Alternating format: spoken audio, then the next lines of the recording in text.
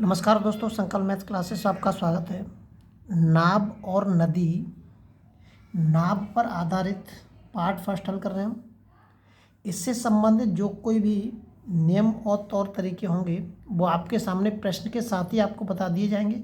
हालांकि ऐसा कुछ भी है नहीं जो आपकी समझ में ना आए, जो आपको रटना पड़े। देखिए, इसका पहला सवाल है, एक नाविक स्थिर जल में 8 किलोमीटर प्रति घंटा की चाल से नाव चला सकता है। यदि नदी का जल प्रवाह 3 किलोमीटर प्रति घंटा हो तो जल प्रवाह के अनुकूल नाव की चाल क्या होगी। देखिए, स्थिर जल का मतलब हो गया रुका हुआ जो पानी होता है। जैसे किसी तालाब के अंदर रुका हुआ जो पानी होता है उसको कहते हैं हम स्थिर जल। ये हो गया हमारा स्थिर जल या शांत जल या रुका हुआ जल। तो इस तरीके से स्थिर जल में जो एक नाविक की चाल है वो 8 किलोमीटर प्रति घंटा है। और यदि नदी का जल प्रवाह है, जो नदी है, एक नदी बह रही है, उस नदी का जो पानी है,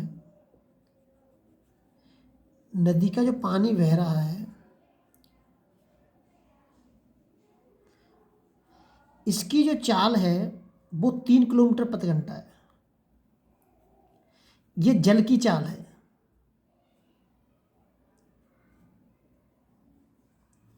नदी के जल की जो चाल है वो 3 किलोमीटर प्रति घंटा है। अब ये कह रहा है अनुकूल का मतलब पानी के साथ जाना। जिधर पानी जा रहा है हमारा, उधर ही हमारी नाव जाएगी। तो ये कह रहा है कि जल प्रवाह के अनुकूल नाविक की चाल क्या होगी।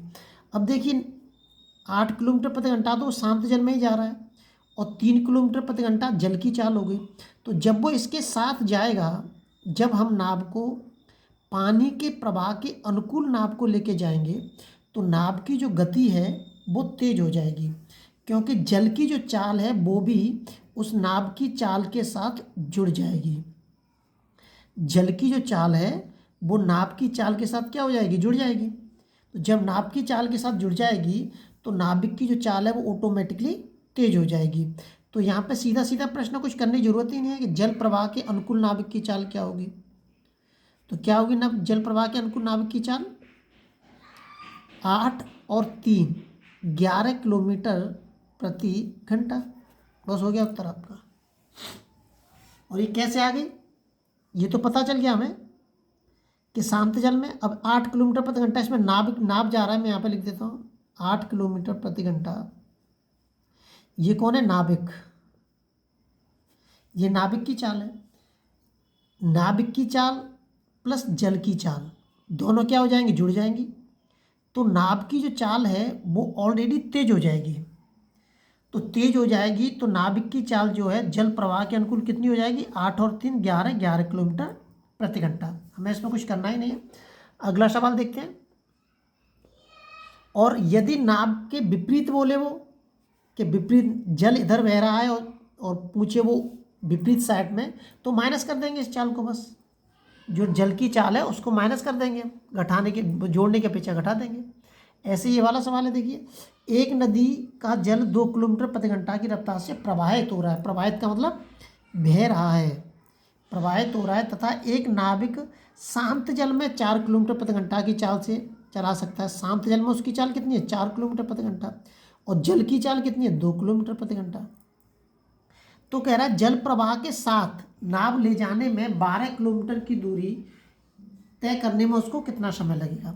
ये कह रहा है जल प्रवाह के साथ, लेकिन जल प्रवाह के साथ हमें नाव की चाल नहीं मालूम है, क्योंकि ये जो चाल दे रखी है, ये वाली जो चाल दे रखी है, ये चाल तो केवल शांत जल में है। तो हमें जल प्रवाह के अनुकूल चाल निकालनी पड़ेगी पहले। जल प्रवाह के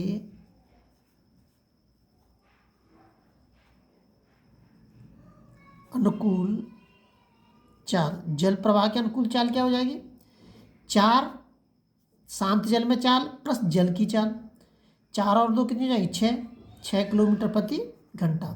ये जल प्रवाह के अनुकूल होगी। मतलब अनुकूल का मतलब जिधर हमारा जल बह रहा है उसी साइड में।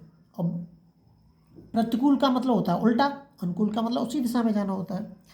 अब कह रहा है जल प्रवाह के अनुकूल उसकी चाल होगी 6 किलोमीटर प्रति घंटा।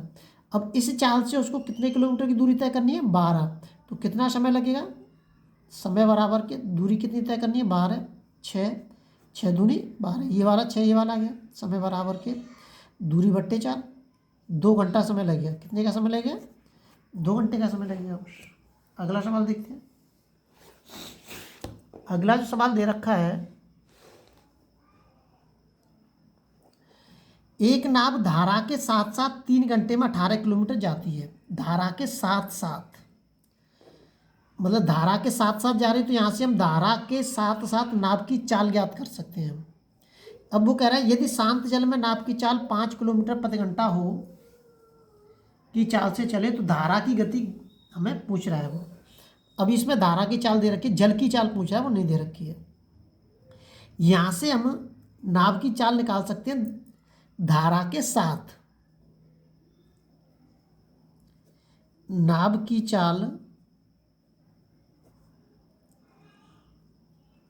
धारा या जल के साथ, ठीक है। नाव की चाल निकालेंगे, जल और धारा मतलब इसमें दोनों चीज जुड़ी हुई है। एक तो शांत जल में जो चाल होती है ये वाली भी चाल जुड़ी हुई है उसमें, और जल की चाल जुड़ी हुई है इस वाली चाल के अंदर।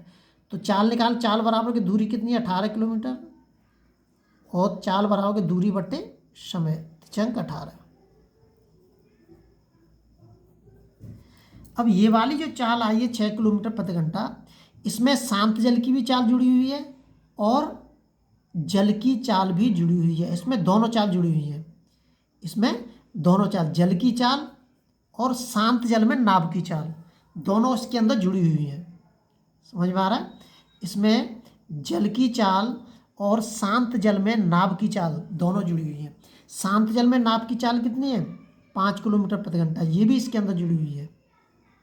अगर इस 5 को मैं निकाल लूँ इसमें 6 में से, तो कितना बचेगा? केवल 1 बचेगा। तो इसका मतलब जो जल की चाल है वो 1 किलोमीटर प्रति घंटा है।